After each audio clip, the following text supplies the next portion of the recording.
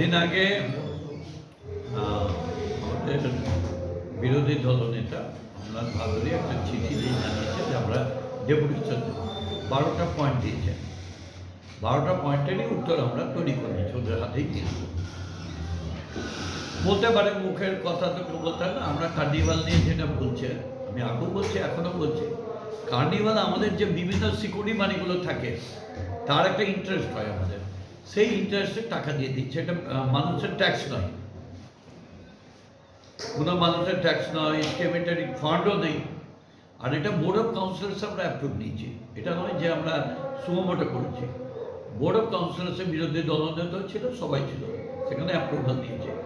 এখানে হয় না। আমি দেখছিলাম, শুনছিলাম বক্তৃতা যে কয়েকটা কথা বলছে জঞ্জালের জন্য। আমি এটা দায়িত্ব নিয়ে বলছি, এই বোর্ড বিগত বোর্ডের যে থেকে অনেক বেটার